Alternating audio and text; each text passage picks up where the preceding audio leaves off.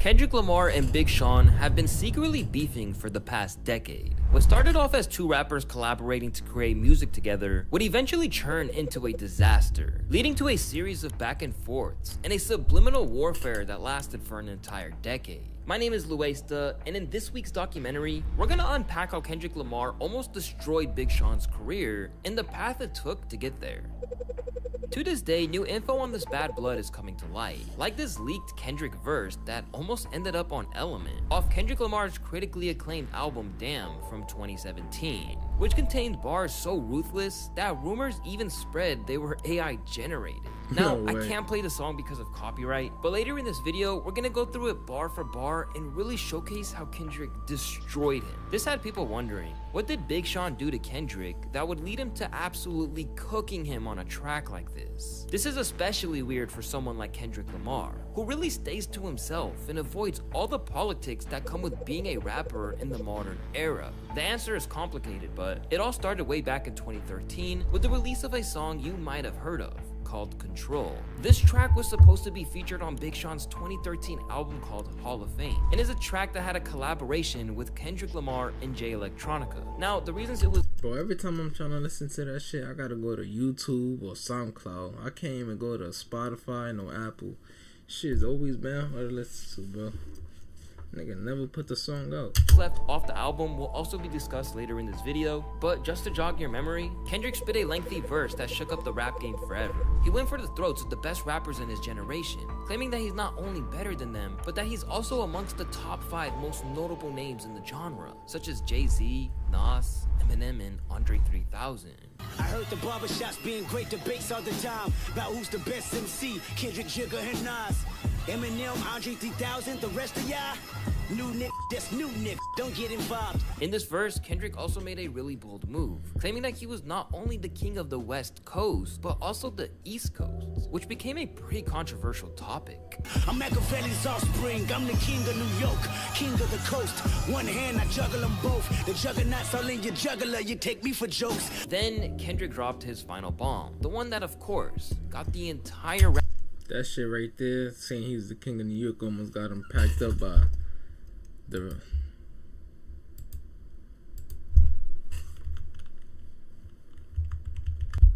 my man Diddy, the Diddler. Diddy and Big Sean. I'm not gonna play the video because I'm clearly watching this one, but yeah, Diddy caught up with Kendrick and almost packed him up after that shit. Nigga J4 pulled up. It's how to save the day. Rap industry talking about him, where he name dropped all of the hottest rappers in the game at the time, claiming that he wanted to murder them and make sure their fans have never heard of them. Amongst these names was Big Sean himself, the creator of the track, which many thought crossed the line a bit. I'm usually homeboys with the same niggas I'm rhyming with, but this is hip-hop and them niggas should know what time it is. And that goes for Jamaica, Big Crit, Wale, Pusha T, Meek Mills, A$AP Rocky, Drake, Big Sean, Jay Electron, Tyler McMillan. I got love for you all, but I'm trying to murder you niggas. Trying to make sure your core fans never heard of you niggas. They don't want to hear not one more noun or verb from you niggas. Now, if you're a Kendrick fan, this may not be shocking that Kendrick came at Big Sean like that, even on his own song, given that he's always had this top dog attitude from day one. I mean, long before Kendrick became a household name, he created a song where he mentioned a range of rappers. He dropped names from big stars like Eminem and Jay-Z, all the way to other well-respected artists like Lupe Fiasco and Lil Wayne. I'm the best rapper alive. I'm the best rapper alive. I'm the best rapper alive. Jacob shoulda retired. I'm going after Kanye. Lupe Fiasco and Nas. Snoop Dogg and Mr. Andre. Eminem bust rough. However, at the time of when his Control verse dropped, Kendrick was riding off the massive success of his 2012 project called Good Kid, Mad City, which is now considered a generational Drake. classic. And to many, noticed that he don't mention Drake at all. That nigga don't look at Drake like like he's that, bro. That nigga moves him to the side like he's just, you over there, you play with the kids and shit like that. Pause, cause this is crazy. What's going on? Whoa, what's going on? But what niggas the same? Pause. Yeah, bro. He don't even respect Drake like that to even mention him. He said Nas, Jay-Z, Andre.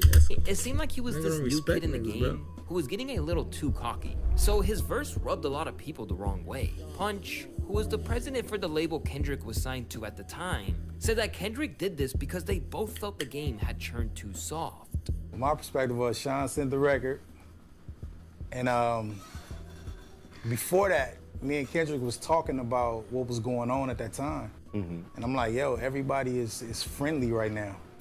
I'm like, the first dude that come and change that is gonna start a new wave. I mean, it's safe to say that he was low-key right, because immediately after the song Control dropped, it prompted response diss tracks from so many rappers that it's truly hard to name them all. There were also tons of rappers coming at him on social media, such as Mac Miller, who said he's gonna start coming with the wildest adjective bars that no one has ever heard, since he can't do no more nouns and verbs. Lupe Fiasco was also really in his feelings, dissing Kendrick in numerous tweets, claiming that the bar was so low that you need a shovel to get it now. And some rappers, like Joey Badass, simply showed love. One thing that was for certain though, was that many rappers were pissed and thought it was disrespectful. Rolling Stone even went as far as to claim that this verse literally changed the world. And the verse was the reason that legendary rappers like Diddy and J. Cole literally started fighting in a club one time. You have Diddy and J. Cole fighting in the club because of that Control song. Yeah, right. That's what they're saying the reason is. They was in a club, Kendrick was in the club, and Diddy was drunk, and he tried to approach Kendrick about his King of New York verse on your Control song,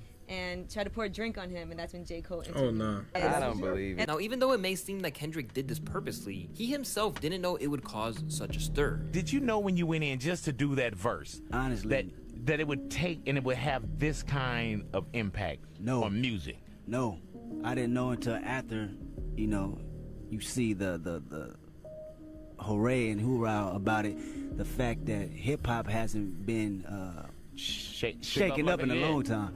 You know, when I went in and did the verse, I thought I was just having fun. Let's just be 100% transparent here. Big Sean got washed and was low-key made to look like a little bitch on his own song. And Kendrick is simply a menace for doing this. So I don't think he got washed. I just think the verse overshadowed his shit.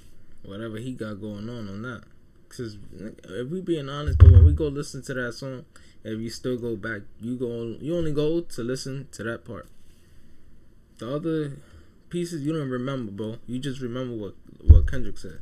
What makes you wonder what Big Sean, the rapper who was essentially dissed on his own track, was thinking in the midst of all this? Well, at first, Big Sean didn't really seem to care, and was instead praising the impact it had on the game. I knew what it was. I knew what it was for the culture of hip-hop.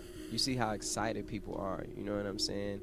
And, you know, I wanted to do that. I wanted to do that for music. And regardless of all the attention Kendrick's verse was getting at the time, Big Sean seemed pretty unbothered by all the talk. Like I said, when 3 rappers hop on the song, somebody's always gonna shine. I love my verse, and I think I have some great quotables in there. But despite the respectful and relaxed attitude we saw at first, Big Sean ended up leaving this track off his Hall of Fame album that was released weeks later. So and you know everyone was really shocked like that. because this song clearly would have been a standout off the album and potentially the most popular track. Could it be that the song just didn't fit the context of the album, or was it that he felt in Nigga, it's not that, bro. He knew that verse is the only shit niggas gonna talk about on that album, so he kept that shit out so people could forget about it. I don't know.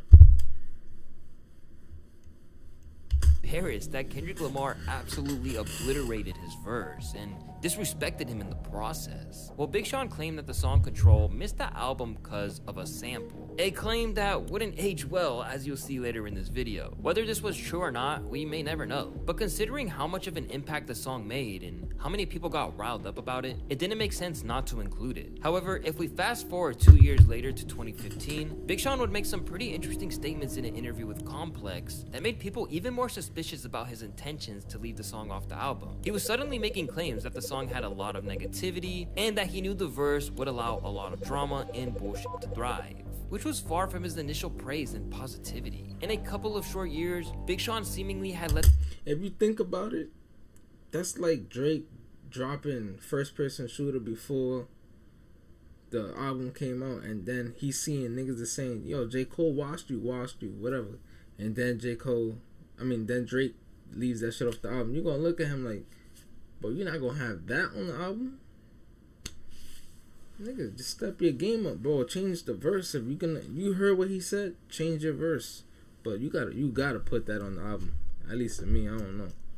this controversial situation get to his head, and he was clearly embarrassed, frustrated, and angry about it. Not long after coming out with these statements, he would fire the first of many blows in what would become one of the most patient and sneaky beefs in modern rap history.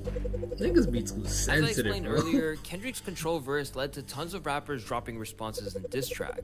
But when Big Sean dropped Me, Myself, and I freestyle in 2015, it seemed like he was trying to subtly call out his peers. If y'all bragging about so-and-so like, oh, he really it? The new nigga rap? Well, can he really spit? Or do we just hide behind the skits like half of these rappers doing? And y'all go and praise him in this bitch like they the savior of this shit. Now, a few things stand out about these lines. First, the mention of skits. What makes this pair of bars so interesting is that around the same time, Kendrick was enjoying massive success with his album Good Kid, Mad City, which added in multiple skits to aid in telling his story. This wasn't super common for albums at the time, and Kendrick was really one of the first ones who started this trend and made it popular. And it seemed like Sean was taking a dig at him for this. Sean also refers to this mystery so-and-so as the savior of this shit, a likely reference to all the people who widely considered Kendrick the savior of rap. People were sure that Sean the Don had finally snapped after years of personal torment from being washed on Control, a truth he would fight against for years, as you'll see down the line. Shortly after this track's release, the two came back together in a surprising pair-up by the masterful hands of DJ Khaled. They each hopped on a verse for the song Holy Key. Now, there's not much to this track other than the fact that Complex reached super hard by saying there's a pair of bars in Sean's verse with a similar flow to Kendrick that could also be seen as callbacks to the Control verse, but like,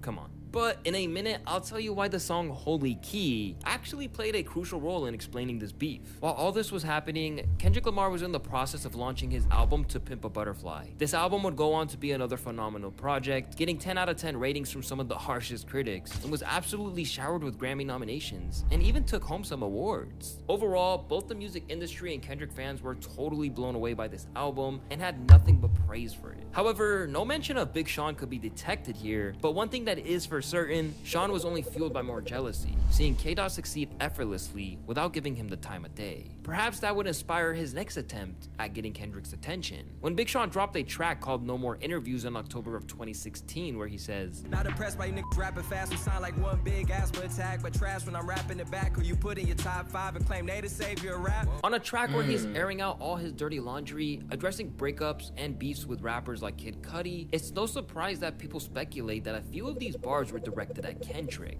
For one, he hints at not being impressed by rappers who rap fast, something that Kendrick Lamar was doing a lot more around this specific time period. Then there's the fact he says whoop-de-whoop, which is something Kendrick Lamar famously says on his song Cut You Off. Cause every time you come around, you be hollering that whoop-de-whoop, blah say blah, he say, she say, oh my god. And this was yet another Big Sean diss that he throws around the term savior of rap and dissing people's top 5, which was definitely telling. Since around this time, a number of publications were crowning Kendrick as the king, and everyone had Kendrick in their top 5. All the while, Sean still found— But it sound like, at least to me, it should have been Big Sean versus Kendrick instead of Big Sean versus Drake. This nigga sound like Kendrick is chasing Drake and Big Sean is chasing Kendrick. And J. Cole is just like, I don't give a fuck about none of this. I'll rap all you niggas. found himself defending his dignity with the Control verse, which was years old by this point. When Charlemagne said Big Sean got washed on a Breakfast Club episode that aired in 2017, he said this. Kendrick watched you on Control. No, Oh shit. Sean, come on now. Come on But now. How long ago was that? shit. What year is this? That were you right? You got you right. Okay, Everybody okay. approved. You right. You're right. You're right. I still don't feel like I got washed anyway. Nah, you got watched on Control. Whatever. It's okay. This led a lot of people rediscussing the now 4-year-old verse. It didn't help that notable voices in the community, like Joe Budden, were pushing the narrative and pressuring Big Sean to respond. Kendrick and Sean, that's there. Kendrick and Sean could both come here right now and say, yo, we not beefing, there was never beef, there was never no anything. I would call both of them liars. Now, Big Sean would also have a sit-down with Joe Budden to discuss the beef at length, which will play a major role later in the video. Even worse was that Big Sean seemed to be the only one taking jabs, with no response from Kendrick yet. However, Kendrick would come with vengeance during this low point for Big Sean, and he would begin to ever regret playing this game in the first place. We started getting answers that Big Sean was definitely salty in 2017, when Big Sean teamed up with DJ Khaled on a track called On Everything, where Big Sean raps, I'm on track to a Billy, I got Khaled fuck with me, that mean I got the holy key and got the key to the city, little nigga. Now, many think that this was a dig at Kendrick, not only for the fact that they both featured on DJ Khaled's song Holy Key, but also for the fact that both rappers have been given keys to their hometowns shortly before these verses aired, with Big Sean receiving the key to Detroit and Kendrick receiving the key to Compton. I know this is small, but it had a lot of people talking like crazy. It wasn't until April of 2017 that Kendrick finally responded to Big Sean with some crafty subliminals of his own. In the lead up to releasing his album Damn, Kendrick released a song called Humble, one of his biggest songs to date, and nearly has 1 billion views on YouTube. In this song, you can hear Kendrick repeatedly using the ad-libs Hold Up and Lil Bitch in the chorus. Be humble. Sit down. Be humble. Sit down. Be humble. Again, this is small, but many felt as though this was a play on Big Sean's signature ad-libs, a devious device that we'll see him use again later in the story as well. And some have even gone as far as to say that the repeated use of Be Humble is also directed at Sean, who claimed that he was ditching the humble attitude on the track No Favors, but obviously this is just speculation, and it's possibly a huge reach. So is this Kendrick's way of warning Big Sean to know his place? It's uncertain, but this next track is where the beef escalates to an entirely new level, and had people discussing who would win if these two got in a ring. Soon after the release of Humble, Kendrick Lamar dropped another dagger with the song Heart Part 4. This song had a number of disses to different rappers who were coming at him, but a lot of focus was on Big Sean, specifically where he says, My fans can't wait for me to sun your punk ass and crush your whole little shit. I'll big pun your punk ass, you a scared little bitch. Damn. Again, we hear Kendrick playing off the Big Sean Lil Bitch ad-lib, but the next line, he mentions someone tiptoeing around his name, whilst also including another ad-lib of his own that seems to sound like he was impersonating Big Sean. Take a listen. When I get at you, homie, don't you tell me you was just playing. Oh, I was just playing, K-Dot. Come on, you know a nigga rock with you, bro. Shut the fuck up. Now, for those of you who think this may like be the directed last nigga I towards know. Drake, consider this. It's believed that Kendrick sampled a song on the Hard Part 4 that was also sampled in Control. This would be an especially crushing blow for Big Sean, as Kendrick proved with ease that it wasn't the sample's fault that Control wasn't released all those years ago. But you know, comment down below if you think I'm reaching. But in my opinion, Big Sean has some explaining to do. If it's all true, it might be one of the most evil and genius subliminals ever crafted. With Kendrick finally giving a somewhat firm response to this unlikely beef, the subliminal war was at an all-time high. Both sides had acknowledged that the bad blood had formed, and it all started with a combined work of all things. Would the two rap elites let the beef simmer, or stop it before things got out of hand? With things heating up, each artist crafting bars to clap back at one another, Big Sean realized that it was time to settle things down instead of ramping it up. Whether he was scared of rap savior coming at him, or he just wanted to sort things out, we may never know. But he took the first step in mending the perceived split in a sit-down conversation with Joe Budden that released in 2020, saying, When this whole thing, the whole Big Sean Kendrick beef was going on, it was something I wish I would have spoke up about, because there was nothing. And we know you're not beefing with M. Notice he said he was gonna say Kendrick and Big Sean. He corrected. He said Big Sean and Kendrick. There's still something there, bro. My nigga, I wasn't beefing with nobody. It wasn't like a specific person, or else I would have said his name. Sean was all over the place in this interview, claiming that there was no real beef to begin with, and that all of his disses were meant to call out his peers, nobody in particular. However, it just kind of seems like he's cowering and was acting in fear of Kendrick washing him yet again. But when you step back and consider what he's saying, things do start to add up. From Big Sean's point of view, he was in a weird place after Control, not because he felt frustrated or ashamed, but because fans were pushing a narrative he couldn't get around. And in every verse I do, people be like, oh, is this a response? Is this a response? It's like, damn, I can't even show no aggression. People think it's a damn response. It got to a point where somehow it was just a weird tension between me and him, even though it was already said it wasn't no beef, because people made it that way. While there are a lot of key reasons people believe that Sean's verses were sneak disses at Kendrick, it begs the question, if Control had happened differently, would anyone have thought he was going after Kendrick? I believe the answer is no, since the lyrics are so indirect and sly, and the entire beef is based on bars like this, where we have to rely on connecting the dots and speculating. Did the beef even exist? Or did the fans make it all up?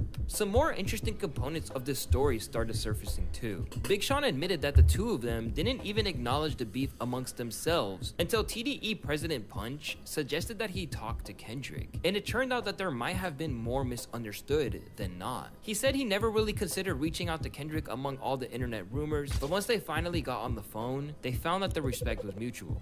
Got his number, we communicated. So the respect is mutual.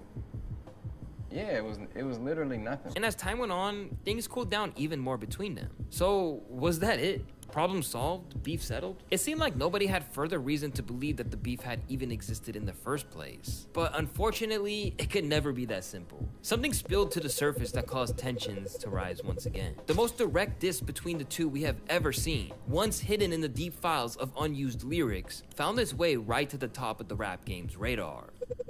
On September 7th, 2023, the rap game was shaken up when an unused verse from Kendrick Lamar's bag got leaked. To preface this, I think it's important to mention that Kendrick had quite a lot of material being leaked since his departure from TDE in 2021.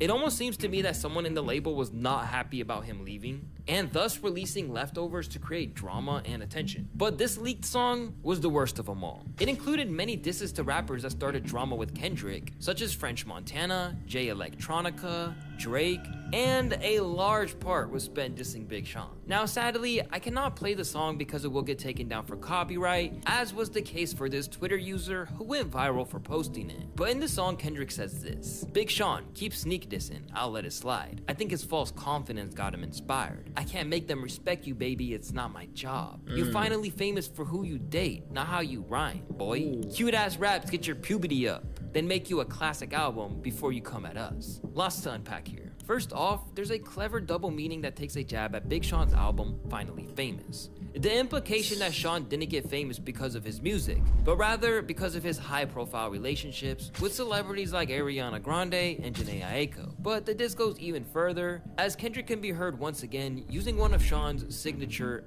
boy ad-libs against him, which I think really proves that those ad-libs on Humble really were meant to be subliminals at Big Sean. This moment created a whole new layer to the beef/not beef debate that has been taking place for the past decade of rap, especially on Dot's side.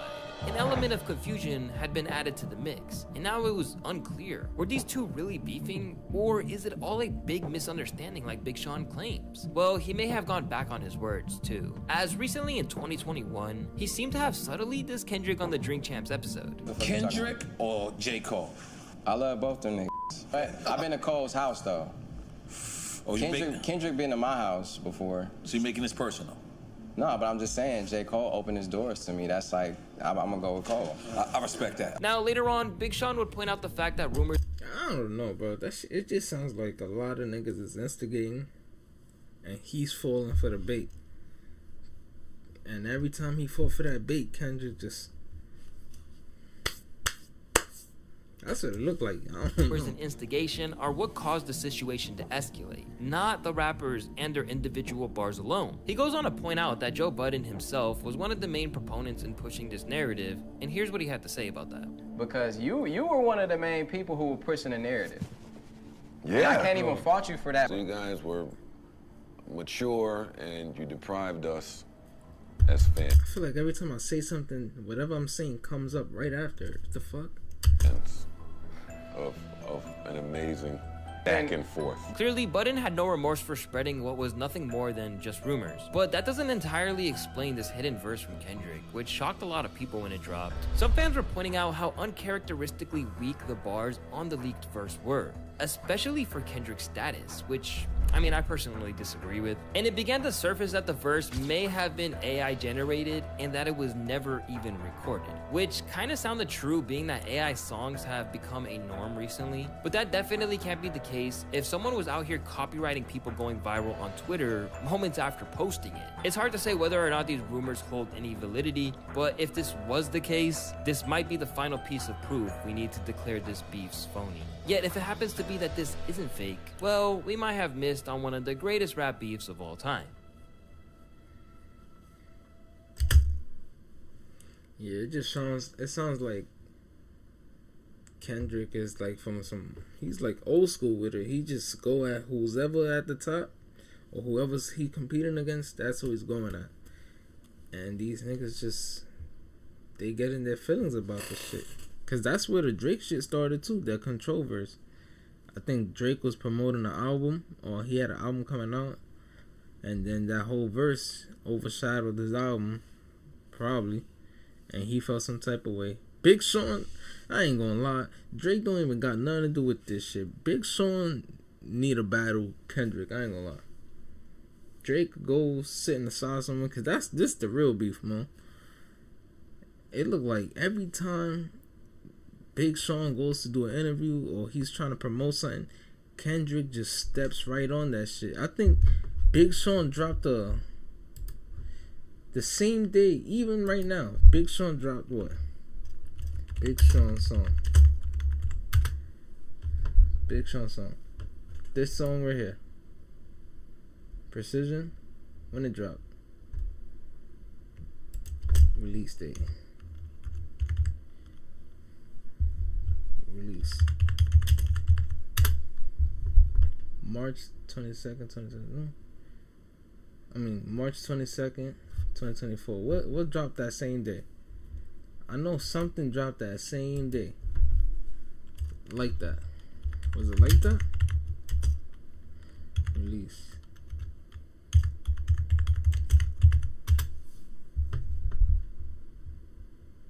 Look. March 22nd, 2024. So it's like every time, and what he said on that, fuck the big three, is just big me. Every time Big Sean got some shit going on, it just gets overshadowed by Kendrick, bro. So it's like at some point, if you feel some type of way, you gotta. Big Sean, he's not doing no good either, bro. He keep shying away every time niggas ask him, yo, what's the problem? Bro, just, if he's overshadowing you at some point, you gotta stand up and be like, this ain't going down like that. And I think he got a good chance because he could actually rap. This Drake shit is not over though. We'll see, but damn.